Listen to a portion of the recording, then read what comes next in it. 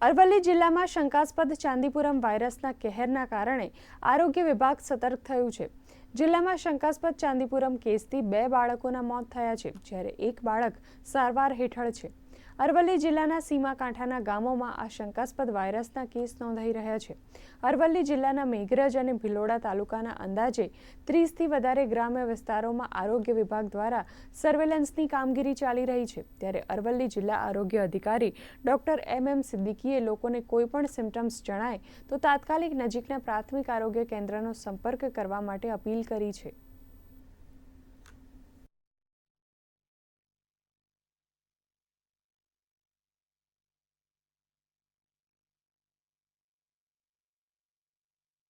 અત્યારે આપણે અરવલ્લી જિલ્લામાં વિષમ વાતાવરણ દરમિયાન ગરમ અને ભેજવાળી હવાના કારણે વાયરલ એન્સેફલાઇટિસના કેસો જોવા મળેલ છે। આ રોગના વાહક માટે સેન્ટ ફ્લાયના વાતાવરણ અનુકૂળ હોય તેવા સેન્ટ ફ્લાયની ઉત્પત્તિને વિપુલ પ્રમાણમાં ઉત્પત્તિ થાય છે।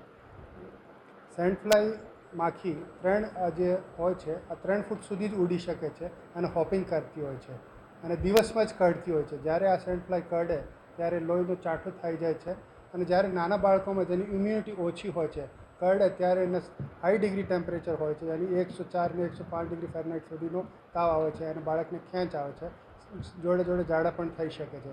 તો આવા કેસ કોઈ જ્યારે આપણે વિસ્તારમાં મળે તો તમામને પબ્લિકમાં અનુરોધ છે કે તાત્કાલિક પ્રાથમિક આરોગ્ય કેન્દ્ર, સામૂહિક આરોગ્ય કેન્દ્ર, ડિસ્ટ્રિક્ટ હોસ્પિટલ, મેડિકલ હોસ્પિટલ જે પણ નજીકનો સરકારી દવાખાના હોય ત્યાં સંપર્ક કરવાનો, સારવાર લેવાનો।